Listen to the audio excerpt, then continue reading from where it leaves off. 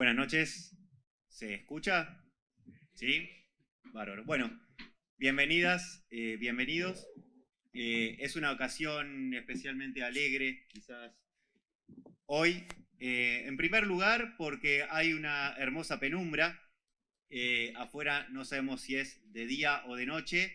Y vamos a presentar un libro de filo y estamos muy lejos de la 108. Así que hay una barra y una luz fluorescente rara por allá.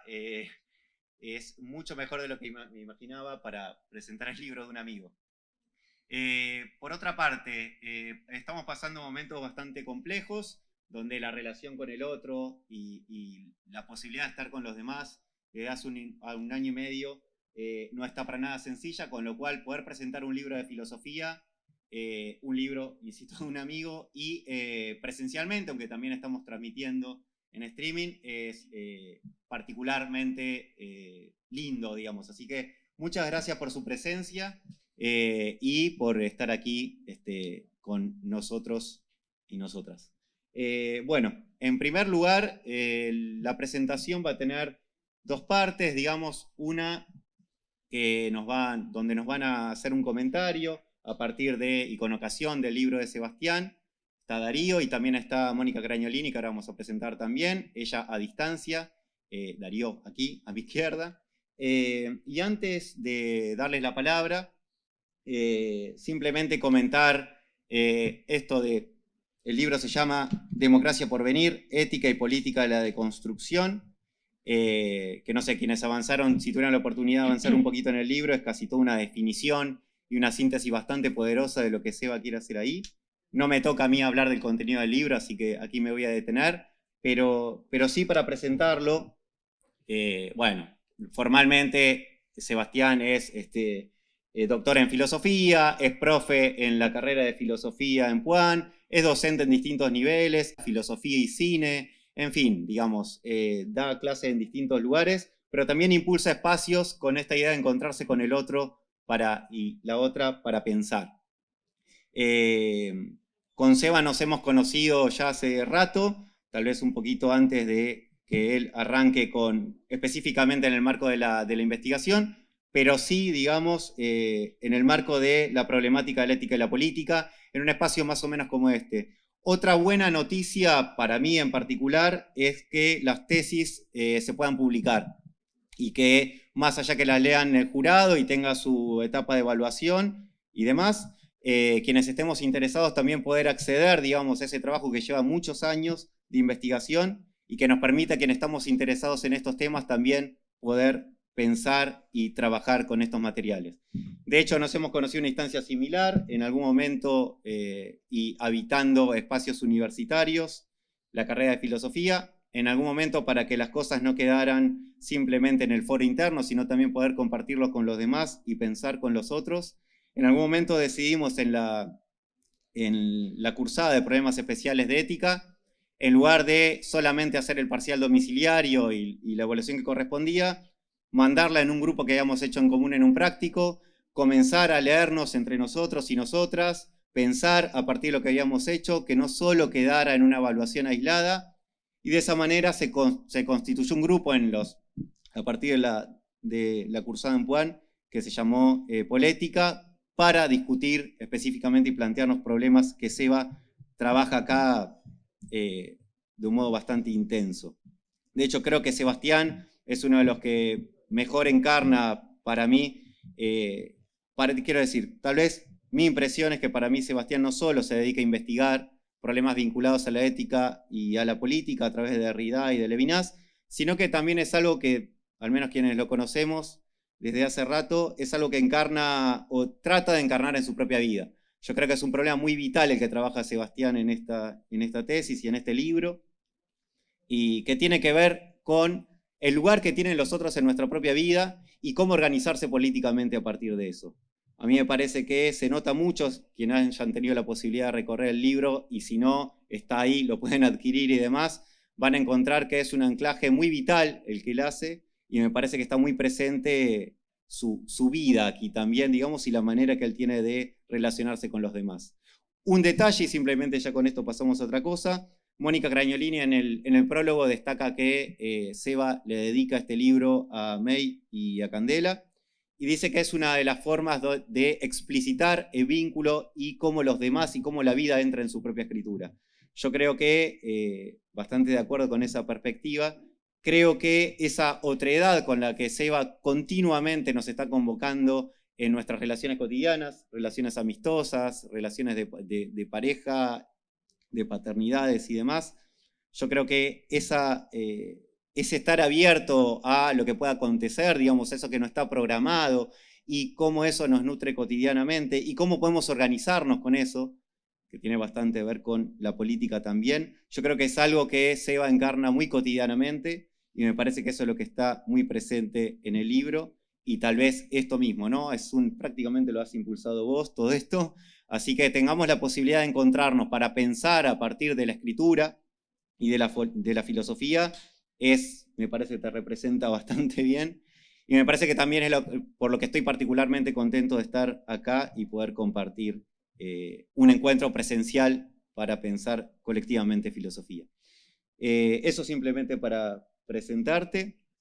Después, a mi izquierda, Darío Stanriver, Darío Z también, él es un poco tal vez más conocido, escritor, filósofo, también conductor de un programa de televisión, conductor de 2 programas de radio, columnista, y también, por lo que tengo entendido, también tenés presentaciones teatrales, digamos, donde se intenta cruzar la filosofía con la música, e incluso en algunos aspectos con el rock también, y destaco todo esto para ver si llegamos a hablar después un poquito más, en el sentido que me parece que hay muchas cosas que se vinculan entre la propuesta de Sebastián, de Darío y de Mónica, que tiene que ver con rescatar el ejercicio y la tradición filosófica de la que somos parte, pero también ponerlo a jugar continuamente con otras cosas, con otras prácticas, con otras gentes, con otra gente, en otros escenarios, en fin, poner a jugar la filosofía con la otredad, me parece que también es otro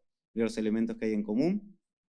Eso por el lado de Darío. Y después, a distancia, Mónica Cragnolini, que es la directora del proyecto de investigación de SEBA, también nos va a hacer un comentario o en torno a Democracia por Venir, Ética y Política de la Deconstrucción. Me detengo un poquito acá antes de ya pasar directamente a los comentarios que tengan una y otro. Mónica Cragnolini, tenemos varios amigos y amigas que se han formado como investigadores en espacios impulsados por Mónica Cragnolini, quienes pasamos por filosofía o arrancamos a cursar filo en Puan a fines de los 90 y principios de los 2000. Me parece a mí cabe recordar que no era tan común encontrar espacios donde uno pudiera formarse como investigador. La filosofía también tiene un quehacer profesional, aunque no solo, y me parece que Mónica Cragnolini, por distintos espacios que ha impulsado, por distintos proyectos de investigación en los que ha estado, en un momento donde tal vez no era tan común en la carrera que eso ocurriera, ha sido para muchos de nosotros y nosotras, digamos, un punto de partida para las problemáticas que aquí se abordan. Problemáticas vinculadas con la herencia nietzscheana, con la problemática de la otredad, con la problemática de la política que puede pensarse y hacerse a partir de ahí. Mónica también escribió varios libros, algunos de ellos como Nietzsche, Camino y Demora, para muchos de nosotros y de nuestra generación ha sido un libro que ha impulsado maneras de vincularse y hacer filosofía, nos ha definido bastante en nuestro camino personal, así que también me parece que está bueno que participe aquí. Aparte de ser directora de SEBA, insisto, me parece que tiene una larga trayectoria, digamos, en esto de impulsar espacios vinculados a la ética, la otredad, la animalidad, pero también la política que podemos pensar a partir de allí.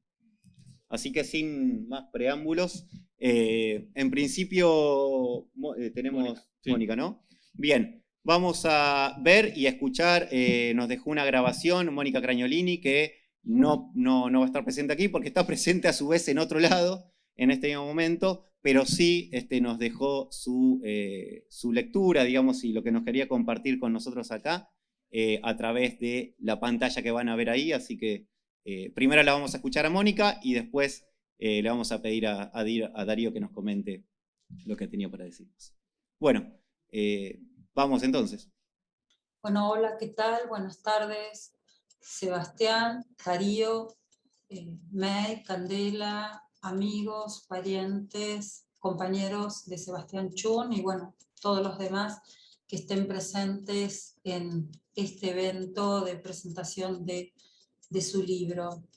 Quiero decir que me resulta un tanto extraña la situación de estar grabando unos días antes de la presentación, esto que voy a decir ahora, es como una disyunción del tiempo muy derridiana, sobre todo teniendo en cuenta que cuando ustedes estén viendo esta grabación, yo voy a estar al mismo tiempo en el modo virtual y sincrónicamente en un coloquio en el cual estoy comprometida hace mucho tiempo y es por eso que no pude participar de manera más directa en esta presentación. Pero bueno, Sebastián insistió en que participara aunque sea de este modo y bueno, por eso estoy haciendo esto que de alguna manera también nos lleva a pensar muchas cuestiones derridianas que tienen que ver con la temporalidad, con el quiebre de la continuidad, con el quiebre de la presencia, todas cuestiones que se nos han hecho muy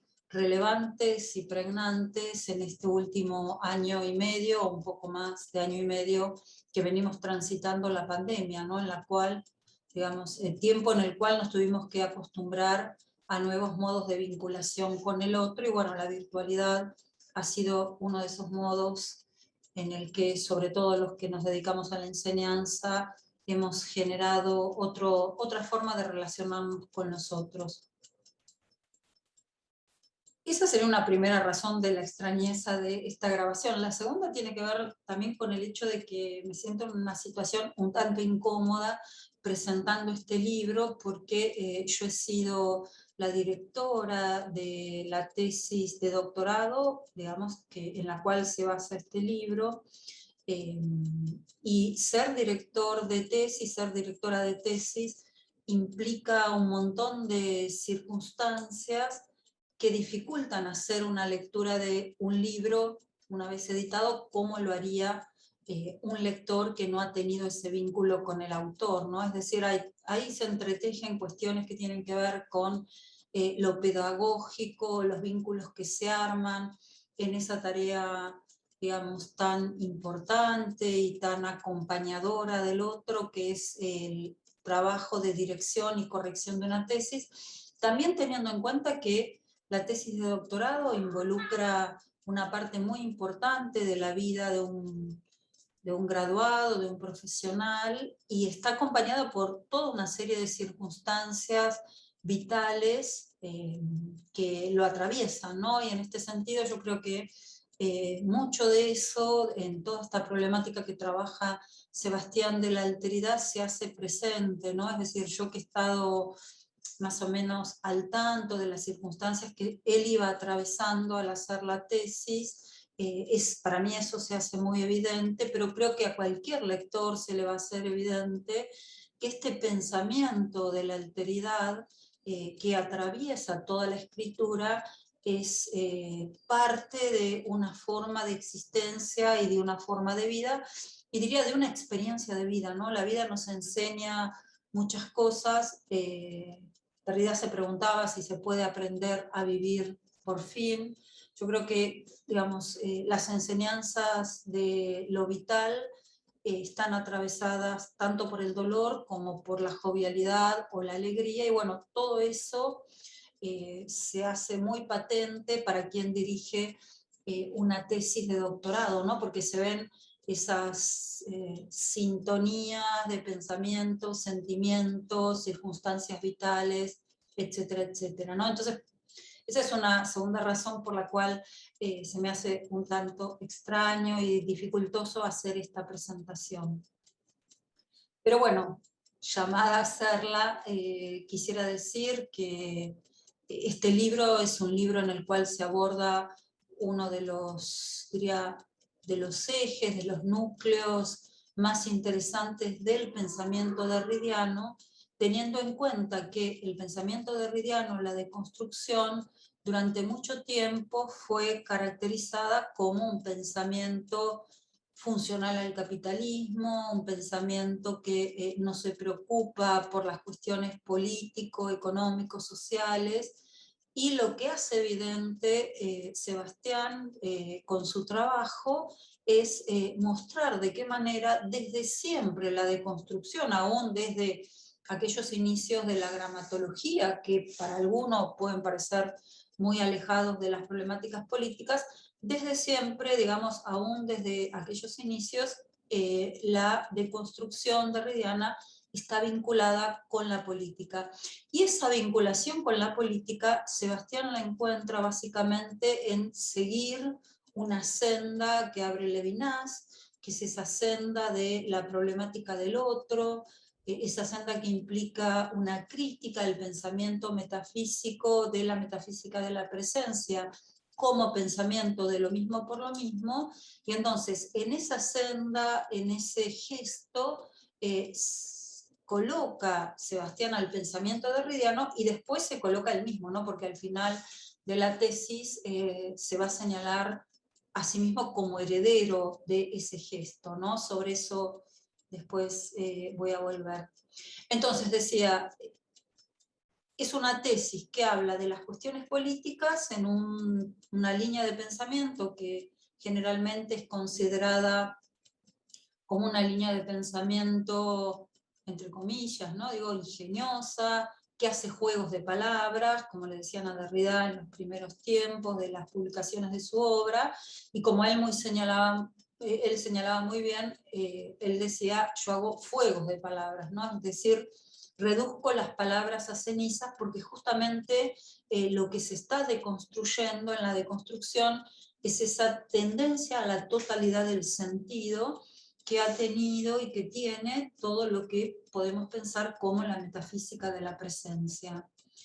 En este sentido, digamos, pensar la cuestión política en la deconstrucción implica hacerse la pregunta por esto que Derrida llama la política imposible, que vuelvo a decir, esto de la imposibilidad no es ninguna coartada para la inacción, todo lo contrario, es decir, yo creo que aquel que ha leído a Derrida, que ha leído Políticas de la Amistad, que ha leído El otro cabo, se da cuenta de qué manera el pensamiento derridiano hace política, ejercita política a partir de la escritura, más allá de las cuestiones que tienen que ver, digamos, con manifestaciones políticas en un sentido concreto, como lo que tiene que ver, y ha sido a lo largo de la vida de Derrida, la cuestión de la vinculación con los juicios del perdón en el apartheid, la vinculación con los disidentes en la República Checa,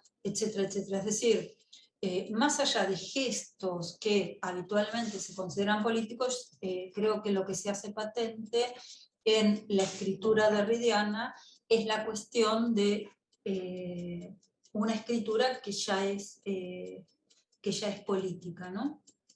Entonces, en este sentido, lo que hace el libro de Sebastián Chun es ir señalando esos ámbitos en los que se patentiza esta política como democracia por venir, caracterizar cuál es el sentido de esa democracia por venir en la línea de esta política imposible, y pensar, nosotros diríamos en la época de la pandemia, ¿qué nos toca pensar? Bueno, creo que nos toca pensar cómo vivir en medio de la conflictividad que nosotros mismos hemos creado, ¿no? La pandemia creo que nos ha hecho evidente de qué manera hemos destruido el planeta, de qué manera hemos condenado a muchas formas de vida, a condiciones de vida que implican hacinamiento, una alimentación con hormonas, una alimentación con antibióticos, y me estoy refiriendo a los animales de producción intensiva. Y entonces, en ese sentido, el carácter zoonótico de la pandemia nos ha hecho evidente esto, bueno, que se nos hizo evidente en otras épocas, porque ya hemos tenido gripe porcina, gripe aviar, y otra serie de enfermedades que muestran que hay algo que estamos haciendo mal desde hace mucho tiempo en nuestra vinculación con las otras formas de vida, y que eso que estamos haciendo mal nos tiene que llevar al planteamiento de cómo pensar otra forma de estar en el mundo con los otros y no contra los otros, sino en esta guerra constante contra el otro, ¿no? Sea humano, sea animal, sea así llamado recurso de la tierra que vamos a extraer, ¿no? Entonces, en ese sentido, creo que pensar la política en la línea de la deconstrucción, tal como plantea el libro de Sebastián, es como una tarea pregnante para nosotros en este momento de la pandemia, un poco para repensar, digamos, qué hemos venido haciendo con el planeta desde los inicios del pensamiento moderno, desde los inicios de la ciencia moderna, y también para pensar cómo vamos a seguir, ¿no? Porque no es que, digamos, hemos reflexionado acerca de lo que nos ha pasado y hemos pensado una posibilidad de, bueno, cómo generar otras formas de vida, sino que seguimos en el mismo carril y tal vez cada vez más, ¿no? En la medida de el modo en que la pandemia nos ha creado una dependencia a aquellos elementos, digamos, que significan una forma de ubicación del existente humano en el mundo a partir de la tecnociencia, de la tecnocracia, etcétera, etcétera, ¿no? Entonces, en ese sentido, como primera gran apuesta, saludo la aparición de este libro porque se ubica de lleno en un momento en el cual yo creo que estamos todos conscientes de la crisis de la política partidocrática, nos damos cuenta que la política partidocrática no va más y que tenemos que pensar otras formas de organización política, en donde la política no sea la promesa de la felicidad, porque ojo, que la promesa de la felicidad, cuando se le hace a alguien, cuando se le hace a un pueblo la promesa de la felicidad, se le hace en nombre de una verdad que se considera cerrada, totalizante, el bien verdadero al cual todos deben acceder, ¿no? Desde este punto de vista, la deconstrucción se ubica de lleno, desde mi punto de vista, en la línea del pensamiento impolítico, en la medida en que piensa la política no como constructora de grandes valores, de grandes sentidos, sino precisamente como la ruptura con ese modo de hacer política y como un pensamiento de la política en términos, diríamos, más cotidianos de la resolución de la conflictividad, de la ubicación en la conflictividad, y eso sería para Derrida la política posible, que siempre tiene ese orden de la negociación con lo que acontece, y ante esa política posible, que tiene que ver con una ética de la responsabilidad en el sentido en que siempre ha sido pensada, hay un orden de la política imposible que señala una justicia, ¿no? Es decir, la justicia sería, en términos de la deconstrucción, el respeto al otro en tanto otro, la hospitalidad incondicional, la apertura al otro en tanto otro, ¿no? Y entonces, al considerarse Sebastián Chun heredero del pensamiento levinasiano en la línea de la deconstrucción, está ubicado de lleno su texto en esa cuestión.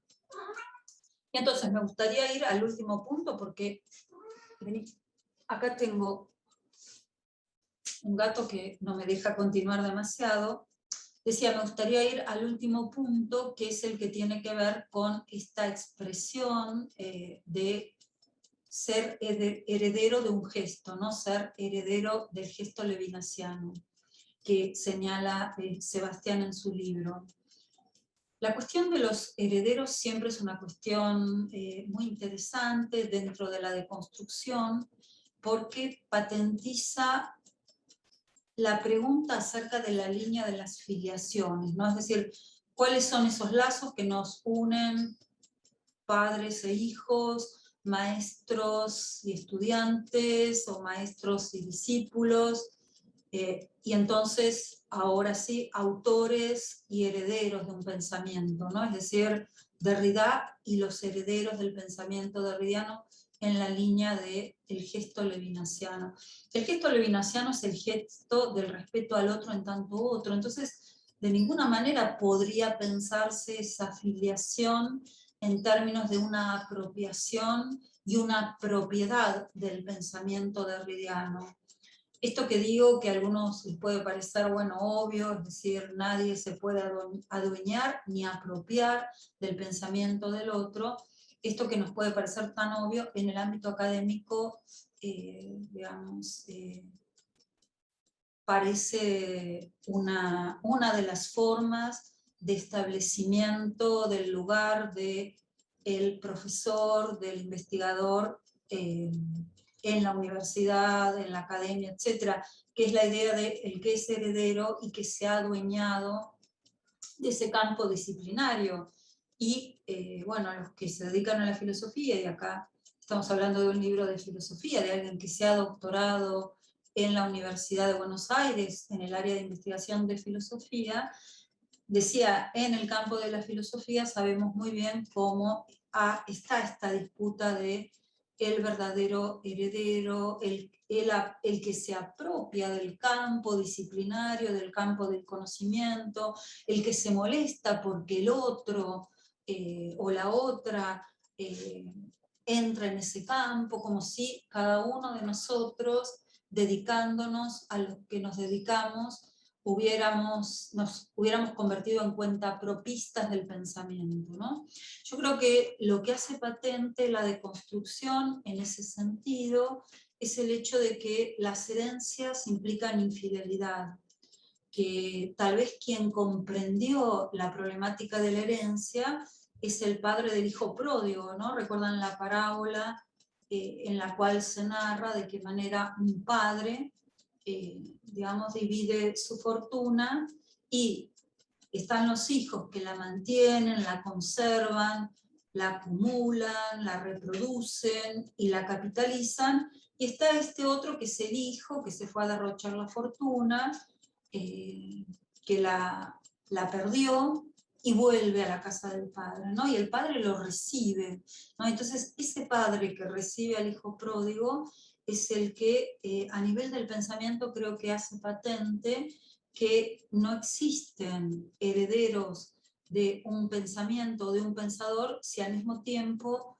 esos herederos no tienen la capacidad de dejar ir a ese pensador, ¿no?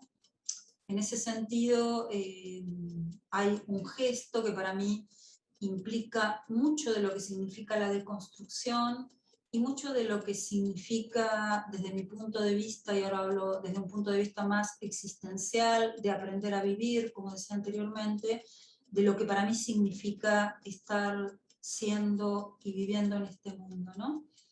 Ese gesto es un gesto que hace Daniel Dobels en el film de Hugo Santiago, Maurice Blanchot, en donde él comentando el sentimiento, la sensación que le produjo haber leído siendo muy joven Tomás el Oscuro, para caracterizar lo que allí acontece con Tomás, realiza un gesto, ¿no? Y entonces señala algo así como, me llamó mucho la atención el gesto de este personaje que está enfermo, que es Tomás, que en lugar de hacer esto, que es tal vez un gesto típico del enfermo, que trata de retrotraerse sobre sí, encerrarse sobre sí para una posible mejor curación, frente a eso Tomás, que está enfermo, hace este otro gesto, ¿no? Que es el gesto que deja ir, ¿no?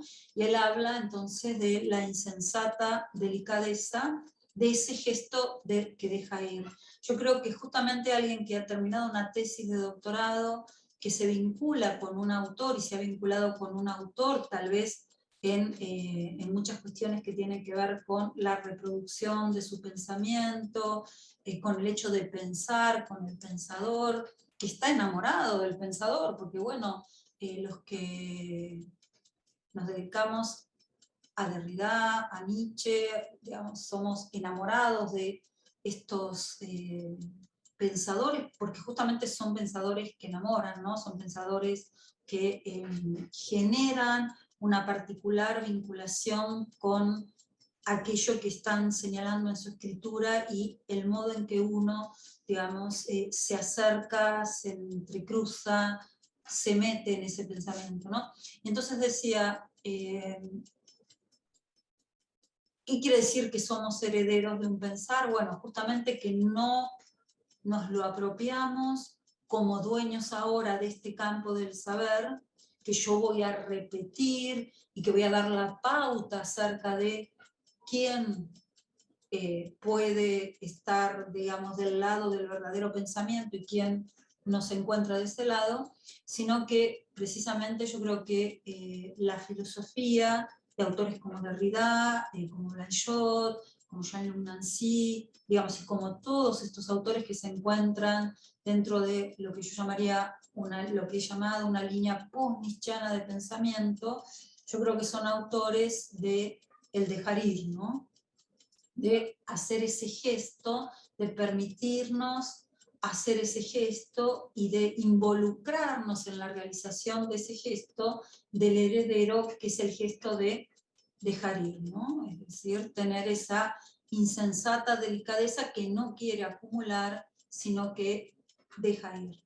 Por eso, antes me remitía a las herencias del pensamiento, yo creo que eso es un aprender a vivir para todas las cuestiones que tienen que ver con lo vital, ¿no? Es decir, las filiaciones entre los hijos, los padres, los amigos, que también, digamos, a veces son aludidos como hermanos y partes de nuestras familias, los amores, etcétera, etcétera, ¿no? Yo creo que aprender a vivir en un sentido derridiano, y para pensar una política derridiana tiene que ver con esa gestualidad, que vuelvo a decir, señala también Daniel Dobels, refiriéndose a Tomás el Oscuro, que es esto, dejar ir, ¿no? Bueno, con esto termino y le deseo a Sebastián una bella presentación con la participación de Darío y bueno, con la compañía de sus amigos y gente que lo quiere. Y bueno, también le auguro muchos lectores para este bello libro. ¿Arranco yo directo? Sí. Bueno, buenas noches a todos y todas. Gracias por participar de esta jornada de manera presencial y también a quienes están siguiendo la transmisión por streaming. Vamos, bien. Cuando pensaba que tenía ganas de compartir esta noche, había algo que tenía muy en claro, que era que no quería hablar del libro. Estoy un poco cansado del libro, me parece. Al menos estaba seguro que no quería hablar del libro en primera persona, o al menos no quería hablar del libro en primera persona del singular. ¿Por qué? Porque obviamente que detrás de un trabajo como este hay una sociedad anónima, ¿no? Como dice Derrida, que somos todos y todas. Y esa sociedad anónima de algún modo creo yo que reclama la autoría de estas páginas. Nunca hablamos una lengua propia, sino que la lengua es siempre la lengua del otro. Y esa extrañeza con relación a la lengua nos convierte precisamente en extranjeros en nuestra propia tierra. Por lo tanto, tampoco escribimos en nombre propio. Yo no he escrito este libro en nombre propio, porque detrás de cada marca, ¿sí?, que forma este libro hay una pluralidad de manos que están ahí colaborando para inscribir al menos una frágil huella sobre el papel. Entonces quiero hablar de todo eso que no está en el libro. El afuera, el exterior, pero un exterior que está incluso más allá de los márgenes del libro. Pero ese afuera sirve de condición de posibilidad para esto que nos convoca esta noche. En otras palabras, quiero dar cuenta de ese afuera que es el adentro y que es una buena forma, ¿no?, de resumir qué es la deconstrucción. Entonces, todo lo que voy a compartir va a remitir necesariamente a una biografía, o sea, a una autobiografía, pero que está necesariamente atravesada por esa alteridad constitutiva de la que tanto habla Levinas, ¿no? Voy a hablar de los otros y las otras que asedian este libro. ¿sí? Espectros que están todo el tiempo reclamando por su lugar en estas páginas y hacen justamente de la figura del autor, en este caso de mi figura, una multiplicidad incontable. Me formé en la Universidad de Buenos Aires entre los años 1999 y 2010. Transité la carrera de filosofía en Puan, en la Facultad de Filosofía y Letras, como muchos y muchas de ustedes. Allí no siempre, pero sí, por suerte muchas veces, encontré un espacio de reflexión compartida que me permitió no solo confirmar mi enamoramiento con la filosofía, sino también mi enamoramiento con esto que Mónica recién nos decía, que solemos llamar el pensamiento post-nietzscheano. Y este pensamiento post-nietzscheano tiene la virtud de sacudir la estantería, ¿no? De enfrentarnos al abismo, enfrentarnos a esa exterioridad. Pero para desde allí pensar otros modos de vida posible, más allá de este temblor que sacude la tierra que está debajo de nuestros pies. Aquí en Puan, en la facultad, en todo este recorrido, encontré mucha gente con la que conformar esa comunidad de la cuestión, ¿sí? Esa amistad del interrogar, que perdura hasta el día de hoy, ¿sí? Allí también encontré a Mónica Craniolini, quien además de contagiarme un modo de vivir la filosofía y un modo de leer, ¿sí? Porque siempre lo digo, Mónica de algún modo fue una de las tantas personas que me enseñó a leer. Además de contagiarme eso, tuvo para conmigo siempre una generosidad incondicional que excedió, ¿sí? Su condición o su función de mentora, maestra, directora de cuanta beca y cuanta tesis haya hecho. No es casual que Mónica haya enviado este video para poder estar compartiendo esta tarde aquí con nosotros y con nosotras, porque siempre buscó la manera, aunque a veces pareciera imposible, de apoyar todos mis intentos.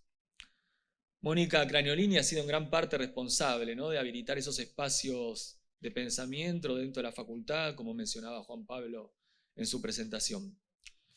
Luego de este periodo, no sé si decir idílico, pero sí idílico, llegó el doctorado entre los años 2010 y 2017. Y esa historia reciente ya presenta otros matices.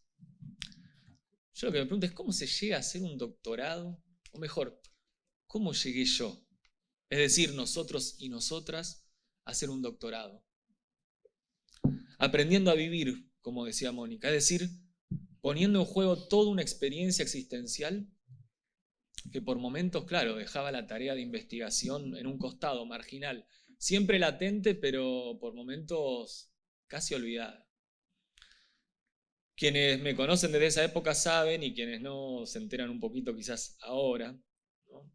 Que familiarmente tuvimos como una aventura importante, ¿sí? Intensa. Y la tuvimos que transitar durante todos esos años.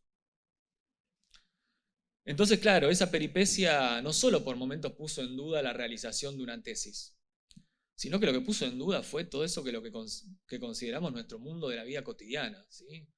El temblor llegó a sacudir lo que solemos considerar la normalidad. Porque claro, eso otro irrumpe de maneras impensadas, incalculables, impredecibles, inesperadas. Y ese carácter intempestivo de su llegada, claro, nos quita la brújula, ¿no? La rompe. Y nos impide orientarnos, nos impide trazar una cartografía posible. La historia fue compleja, pero su desenlace de algún modo u otro nos trajo a este punto, ¿sí? Con un libro publicado y una presentación en curso. Retrospectivamente reconozco que durante todos estos años el libro se fue redactando, pero no con tinta y papel o con teclado y pantalla, ¿sí? No había libros y apuntes solamente, sino que había gestos cotidianos que me permitieron mantenerme en pie. Y en cada uno de esos gestos siempre hay un otro, con pluma en mano, ¿sí? Muy dispuesto a hacer su aporte en la página que nos toca escribir. Acá tengo que señalar una cuestión para nada menor, que tiene que ver con el quehacer del investigador y la investigadora en nuestro país. Este libro sería impensado sin una universidad pública, ¿sí? Sin la Universidad de Buenos Aires en mi caso, y sin una institución como el CONICET, que me permitió realizar un trabajo durante años gracias al apoyo, ¿sí? Con todos los problemas que tiene ese apoyo, que realiza a becarios y becarias de muchas disciplinas. Un CONICET que desde entonces me resulta bastante esquivo, Porque claro, su lógica meritocrática a veces deja de lado la vida, pero no siempre. Y si hablo del CONICET, estoy hablando de un Estado y estoy hablando de la relación del Estado con la ciencia y con la investigación. Estoy hablando de la relación del Estado con el pensamiento en general. Y no puedo dejar de marcar y de remarcar la relevancia fundamental de un organismo como este. Porque si estuviera librado a la lógica del mercado, un proyecto como el mío estaría condenado al silencio, ¿no? Como muchos otros proyectos. Sin querer, obviamente, que sigo hablando del libro, ¿sí? A pesar de que mi intención no era esa. Porque claro, pensar la política de la deconstrucción es pensar un otro modo de lo político que vaya más allá de una lógica del tipo liberal, pero sin caer necesariamente en un elogio ciego del Estado. Democracia por venir, ¿sí? Esa fórmula que utilizo en el título, que es, por supuesto, oriunda de los textos derridianos, significa eso justamente, crítica vigilante de todo orden, en vistas a esa justicia incondicional levinasiana, que siempre plantea un más allá del derecho. ¿Para qué? Para acoger a ese otro, para darle lugar a su llegada. Ese otro que es siempre un extraño extranjero que queda excluido de la norma. Toda esta recapitulación breve no es más que entonces que una excusa para agradecer, ¿sí? Para agradecer a aquellos y aquellas que participaron activamente en la gestación de este libro. A mis padres, a quienes no veo pero sé que están ahí, por haberme acompañado siempre, a mi hermano, que nos regaló un poco de su música y que también debe andar por ahí por ser mi compañero en este camino, a todos los amigos y amigas que están aquí, amigos de la vida y amigos también de la filosofía, a mis colegas de la universidad, a mis colegas de otras instituciones donde me desempeño como docente, a los alumnos y alumnas que han compartido conmigo algunos de los cientos de espacios de reflexión que coordino, a Mónica Craniolini, obviamente, sí, por su acompañamiento incondicional, a Alberto Crespo también y la Fundación por la Igualdad de Oportunidades, que colaboró, ¿sí?, con la edición de este libro, a Raúl Carioli y a toda la gente de Prometeo que están allí atrás, ¿sí?, por haber apostado a este trabajo, a Dora Barrancos, ¿sí?, por haber prestado un oído muy atento, ¿sí?, cuando formaba parte del CONICET, y por haber permitido que la singularidad de mi experiencia fuera considerada, ¿no?, dentro de una institución que por momentos pareciera reducirse a una mera burocracia. No lo es, no lo es. A Juan Pablo Parra, aquí a mi izquierda, por la foto que sirvió de tapa al libro y por haber servido también de presentador de esta jornada. Por supuesto que también mi agradecimiento a Darío por estar siempre dispuesto a colaborar y a sumar generosamente cada vez que lo he convocado, porque no es la primera vez que lo convoco. Por supuesto, mi agradecimiento infinito a May, ¿no?, por supuesto, que es nuestra hija, que tiene un cartel que dice "Vamos papi". Una May que quizás su trayectoria vital, ¿no?, es el hilo conductor detrás de este libro. Una May que, les confieso, está muy contenta de que esté presentando el libro porque yo le prometí que después de esto iba a escribir una novela dedicada a ella. Entonces para ella esto es como el momento donde va a empezar a gestarse su libro. Y por supuesto que un agradecimiento a Candela, mi compañera, sin quien todo esto no habría sido posible, ¿sí? Porque, claro, cuando el temblor llega, su mano está siempre ahí lista para ayudar a sostener. Y eso la convierte en coautora absoluta, no solo de este libro, sino de todo lo que hago. Así que, nada, agradecimiento para todos y todas, y gracias por estar aquí esta noche.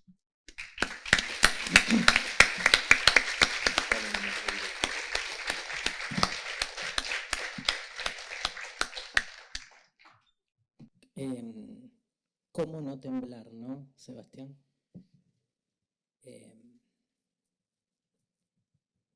Eso, el que haya leído ese texto de Derrida de sus últimos años y escuchado recién los agradecimientos de Sebastián, no puede no no reverberar, que no es una pregunta melancólica, es la pregunta del estremecimiento, ¿no? ¿Cómo no temblar? ¿Cómo no agradecer? ¿Cómo no ser feliz? ¿Cómo no escribir para los hijos, ¿no, Sebastián? ¿Para quién, si no? Y es tan nítido el temblor cuando uno deja ir, como decía Mónica, y se vuelve extranjero de uno mismo. Digo, tal vez el final para esa tesis de doctorado tenga que ver con el cartel de tu hija, ¿no? Tenga que ver con todo eso que hace desbordar lo que fue un proyecto que seguramente te tomó durante gran parte de tu vida profesional, ¿no? La pregunta es la de siempre, digamos. ¿Temblamos en la academia? ¿O la academia, entre otras gestualidades, por retomar la palabra de Moni, narcotiza el temblor y entonces farmacológicamente nos enquista en un lugar seguro? Creo que el pensamiento de Derrida es un pensamiento de la fuga, del escape, pero de un escape que uno no maneja, uno sale a la deriva sin saber por qué. Ese es el temblor, ¿no? Ese texto es un texto obligado, cómo no temblar, para entender justamente que, como leí alguna vez de Derrida, uno no escribe con la mente, uno escribe con los dedos. Y los dedos nos anticipan, ¿no? Hay algo, digamos, por fuera de nosotros, que no es metafísico, postmetafísico. La otredad desmetafisicada, ¿no? Que nos toma y nos lleva para otro lado. Ese temblor es la representación de algo que nos hace ruido, pero que lo que hace es perturbar nuestro cuerpo, porque no hay explicación. No hay una explicación fisiológica al temblor. Temblamos porque nos emocionamos, temblamos porque las indagaciones existenciales nos sacan de nosotros mismos. Temblamos cuando hay amor, porque el amor es eso. ¿Por qué estamos enamorados de Derrida? Porque cada vez que nos sumergimos en los textos de Derrida nos estremecemos, ¿no? ¿Hay otra forma del amor que no sea la del estremecimiento? Hay un libro de Derrida que es el que más me costó conseguir, que se llama Memoria de ciego. Me volví loco porque encontré una cita de John D. Caputo, un derridiano, un teólogo norteamericano, que tiene que ver con las lágrimas de Derrida. De hecho, hay un texto de Caputo que hace años, me acuerdo, lo hablé con Carioli. No está Carioli, ¿no? Y le dije, hiciste la traducción de La debilidad de Dios, tenés que traducir ese libro de Caputo que se llama Las lágrimas de Derrida, las plegarias y lágrimas de Derrida. Y cuando cuando encontré esa cita, fui a buscar el libro, no lo encontré, Memorias de ciego, que es toda una disertación que hace Derrida a partir de pinturas sobre la ceguera. Y lo encontré finalmente traducido por la editorial de la Universidad de los Andes de Colombia y por medio de algo llamado Busca Libros, llegó a mi casa. Y me pasó lo que tenía que pasar, que es que cuando llegué a la cita, me pasó lo que la cita decía, la cita que a mí me reverberaba permanentemente y que la asocio con el temblor, ¿no? Decía algo así como: Occidente siempre ha pensado al ojo como el órgano que tenemos para ver, pero la facultad prioritaria del ojo no es ver, sino llorar. Y ese corrimiento de la mirada, o diría el corrimiento de la vista como sentido primordial, somos hijos de esa cultura griega que ha hecho de la vista el sentido hegemónico, digamos, ¿no? Colocando entonces el ojo en ese otro lugar que es el llanto. Y la pregunta fundamental, que es, ¿qué colapso se provoca para que lloremos? ¿Qué es lo que emerge en ese llanto, ¿no? Fisiológicamente es tan fácil explicar la acción del llanto, las glándulas lacrimógenas. Y una vez más, recuerdo siempre esa distinción heideggeriana, ¿no?, entre lo que la ciencia explica y lo que la filosofía pregunta. Es tan simple entender por qué el cuerpo tiembla y es tan simple entender por qué el ojo llora, pero es tan difícil comprender el ser de ese llanto, el ser de ese temblor, que se dé de esa manera, que se provoque en el cuerpo, que una glándula pedorra que tenemos en el ojo sea el punto en el cual coincide algo que no sabemos qué es, que nos toma y nos lleva a una situación descontrolada, ¿no? Yo durante muchos años me enorgullecí, así casi soberbiamente, diría como un pelotudo, de tener la capacidad técnica de poder llorar cuando quería. Algo que había aprendido en teatro, que me lo había enseñado mi profe Cacho Bidonde. Y después me di cuenta que en menos de 10 segundos podía llorar. Y bueno, manipulé a mucha gente, evidentemente, con esa capacidad, pero me fui dando cuenta que esa capacidad de control del llanto no me permitía llorar genuinamente, ¿no? Había perdido la espontaneidad del llanto. Ese llanto es todo, ¿no? Cuando Derrida dice justamente que el ojo es el órgano que está para que lloremos más que para ver, lo que hace es replantear otra forma de pensar nuestra relación con el sentido, con el fundamento, ¿no?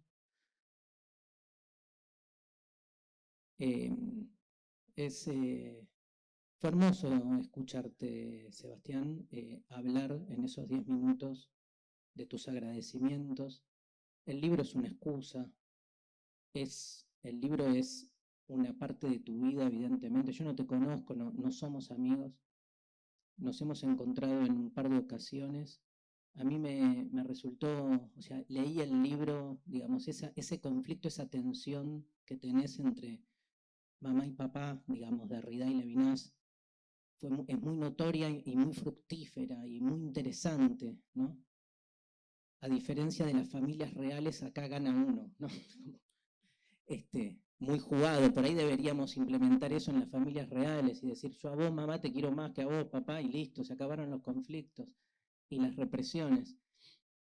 Pero es un libro, yo le decía recién a Sebastián que académicamente es incuestionable, digamos, porque es impresionante, ¿no? El modo en que Sebastián cita, lee, busca y entremezcla, porque no es de esos libros, de esas tesis de doctorados prototípicas que vas leyendo un texto del otro y lo vas comentando, sino que te das cuenta el manejo que tiene él de toda la literatura levinasiana y derridiana y cómo la va, digamos, entremezclando a partir de su escritura. Ahora, claramente, el libro brilla cuando Sebastián se olvida de ser un académico, ¿no? Y por eso está acá, y por eso lo que dijo, digamos. Y el libro tiene esos ramalazos así, de esas presencias espectrales que le están diciendo a Sebastián, esas voces que han escrito su libro que le dicen, dale, ya, ya. La hija está esperando la novela, ya. es obvio, digamos, para dónde, hacia dónde, que el proceso en algún momento terminó, pero no como algo negativo, ¿no? Sino como algo, de nuevo, desde el agradecimiento. Tengo que hacer la choluleada de citar a Cerati acá, ¿no? Pero saber decir adiós es crecer, ¿no? Es tan de Derrida eso, ¿no? Tan derridiano. Bueno, esto como dice Derrida en un curso hermosísimo sobre la pena de muerte, esto que hice fue la introducción de la introducción, en realidad. Derrida dice que hacer filosofía es siempre introducir a aquello de lo que se va a hablar y nunca empezar a hablar de aquello de lo que se va a hablar, porque eso ya no es filosofía. Entonces uno está siempre diciendo, bueno, ¿de qué hay que hablar? Del libro de Sebastián. Bueno, pero hay que empezar, ¿no? En la cabeza del que hace filosofía, obviamente hay que empezar con el ser y la nada, y a partir de ahí ir derivando todas las síntesis necesarias para llegar al libro de Sebastián. No voy a hacer eso porque obviamente se nos va la vida, pero a mí lo que más me conmovió, me estremeció del libro, obviamente en esas lecturas intempestivas, primero es el capítulo final. Me fascina que la democracia por venir termine postulando la democracia con lo animal, ¿no? Porque es claramente la emergencia del otro al que todavía no tenemos ni siquiera la capacidad de nominarlo como un otro,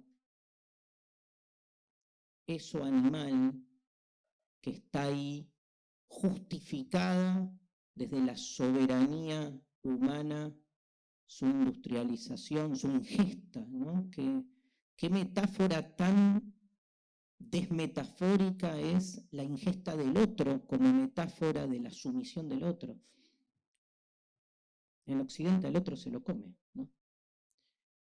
Sea el otro que sea, y lo animal es justamente hace patente esa situación. Decir que la democracia nunca es algo cerrado, ni definitivo, ni realizado, que la democracia está siempre por venir, es entender que los que apostamos por una sociedad democrática siempre estamos alertas, siempre estamos perturbados, tratando de visualizar quiénes son los actuales excluidos. Digo, ser democrático no es estar aplaudiendo la ampliación de derechos, es estar expectante por ver quién todavía queda fuera de esa ampliación de derechos.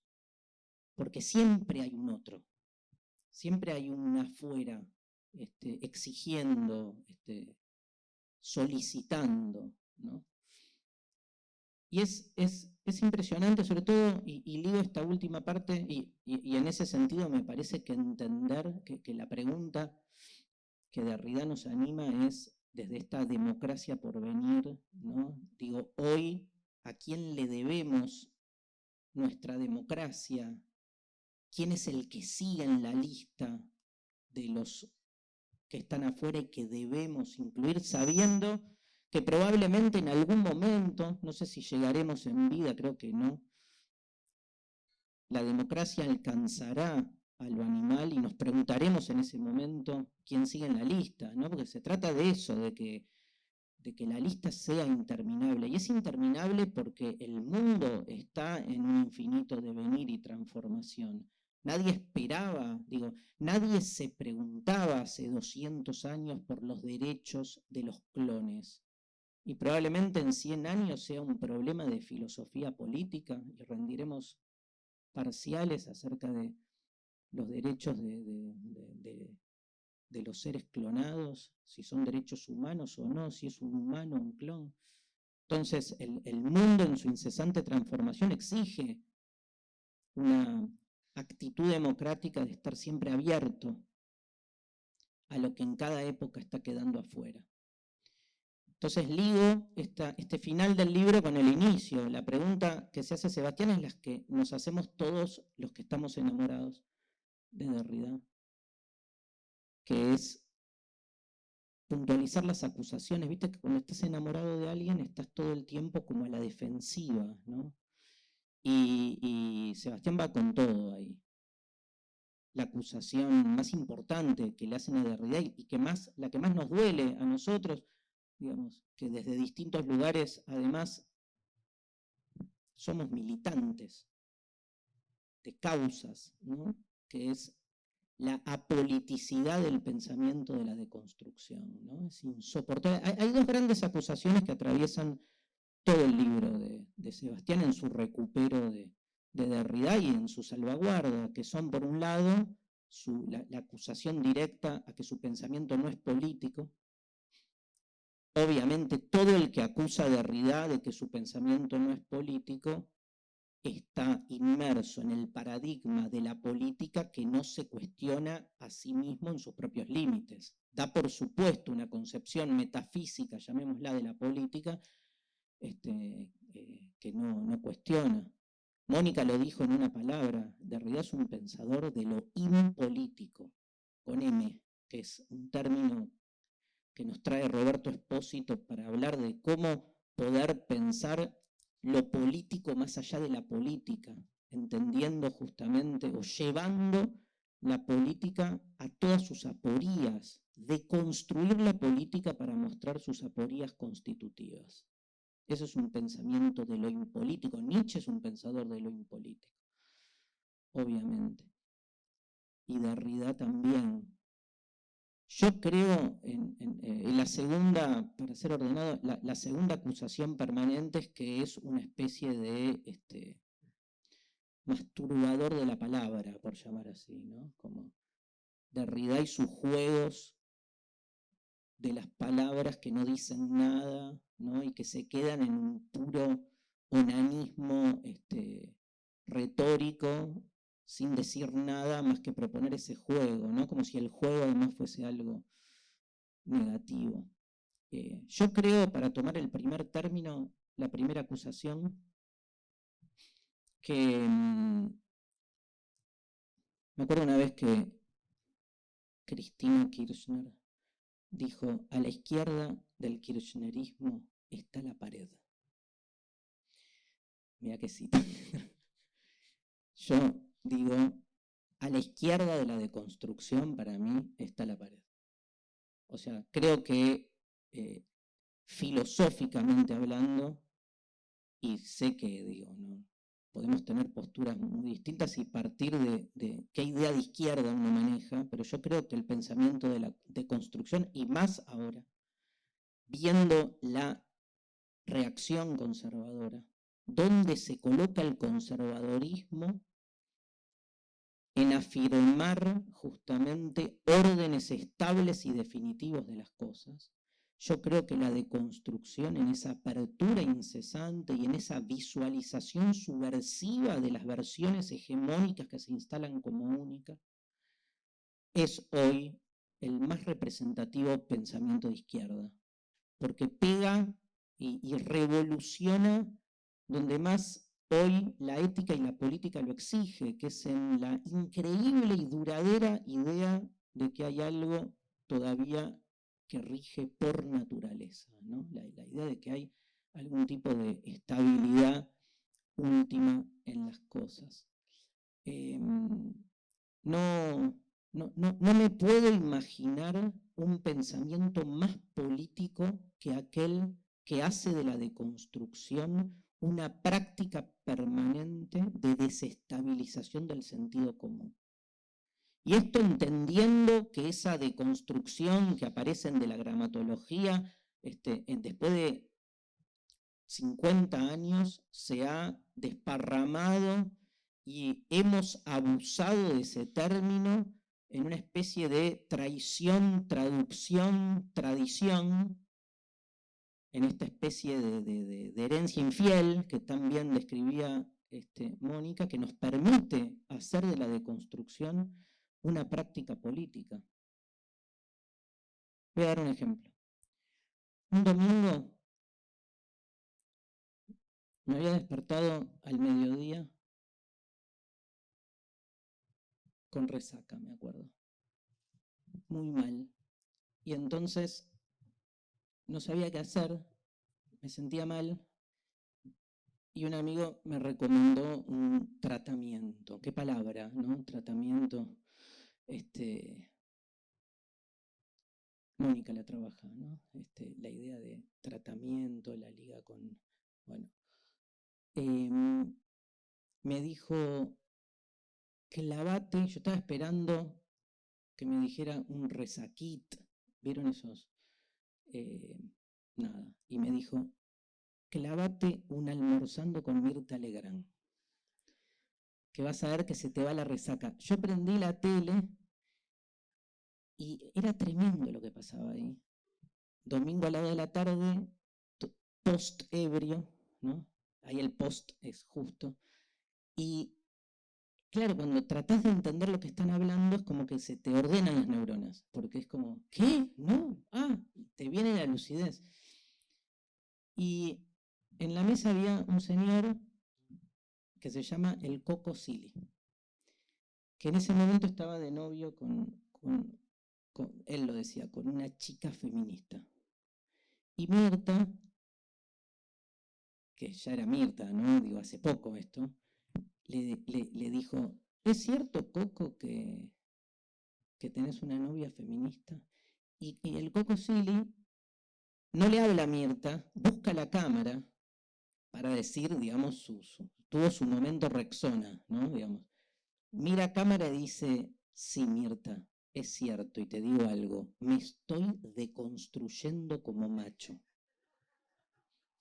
Yo como acabé en ese momento, que es una manera de sacarse la resaca también, y fue como, me acuerdo que empecé a hablar con algunos amigos académicos que les decía, loco, la palabra de construcción en la mesa de la señora, ganamos.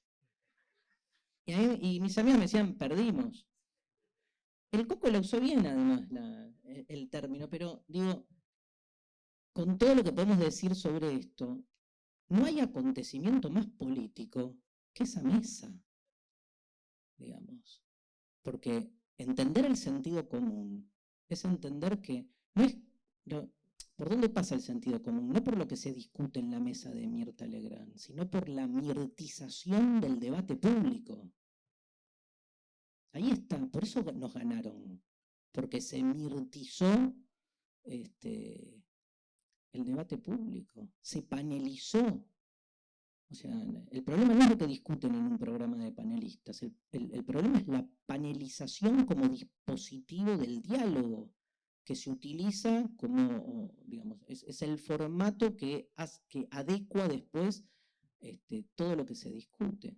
Entonces, ahí, digamos, impolíticamente, se peleó después el Coco con su novia feminista, pero no importa, la palabra empezó a circular. A mí me parece, en ese debate también, no se mete Sebastián en el libro, pero está ahí pululando, que es también lo que molesta, el usufructo, ¿no? Mónica fue muy concisa, no nos apropiemos de nada. Esta celosía que tiene la academia de la palabra de construcción circulando por todos lados, ¡qué suerte!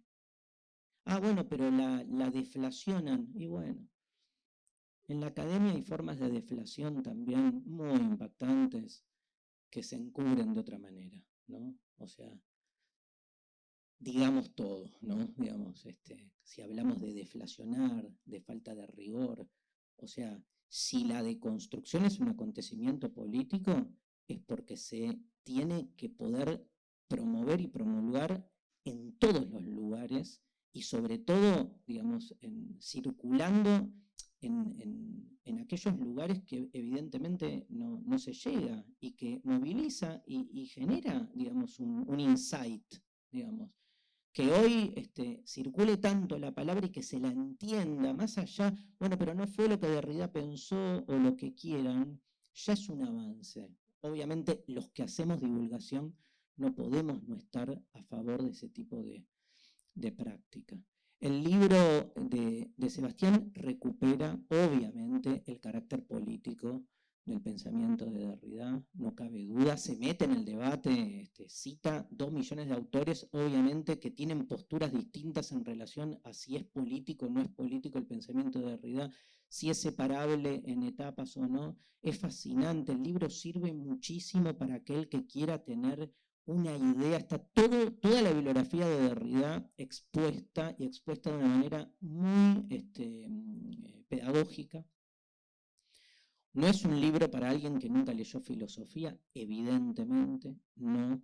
¿Sí? El capítulo de lo animal me parece que en sí mismo puede uno sacarlo y decir, acá hay otra cosa, hay otro intento de escritura, pero tampoco fue pensado como eso, ¿no? Para eso viene la novela, para eso viene el otro Sebastián, ¿no? Si el libro de Sebastián es la democracia que viene, los libros lo que están esperando es al Sebastián que viene.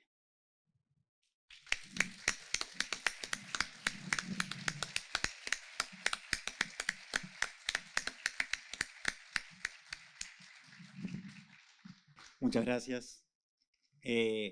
Bueno, a partir de la intervención de Darío y con las palabras que dijo Seba, lo que queremos invitar, aquí termina, digamos, una primera parte de la presentación, pero luego queremos invitar también a quienes estén interesados, interesadas, a seguir conversando a partir, sobre todo, de las cosas que se fueron diciendo, tanto Mónica como Darío y como Seba, vinculados a las problemáticas de la otredad, de la política y la cuestión de la herencia y los agradecimientos. Se dijeron un montón de cosas, entonces tal vez lo que queríamos es, más allá del panel y demás que se armó, después quienes estemos interesados o interesadas, juntarnos, digamos, allí abajo en la penumbra, aquí no veo nada, pero estoy seguro que están por ahí, y continuar en la medida que tengamos ganas con la conversación y con el pensamiento. Así que, bueno, muchas gracias. Antes Darío. de cerrar, igual, ¿está abierto? Bueno, quiero hacer una especie de experimento antes de despedirnos. Bueno.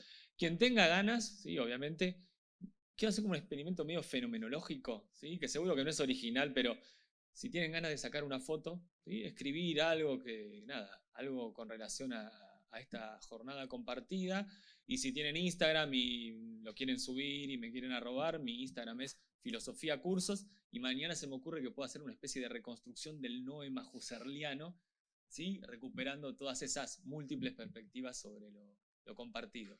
Así que esa sería como una última invitación. Y ahora sí, nada, de vuelta mi agradecimiento a Darío, a Juan Pablo, a todos y a todas. Y bueno, seguimos un poquito ahí abajo charlando. Está el libro para adquirirlo allá, ¿no? Está la gente de Prometeo. Creo que Hacemos la primera foto. Dale.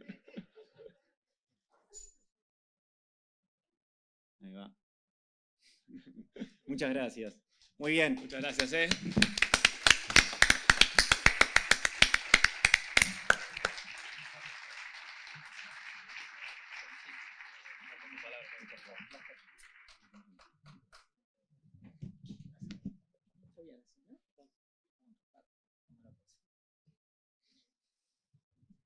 Bueno, iluminan un público un poco porque...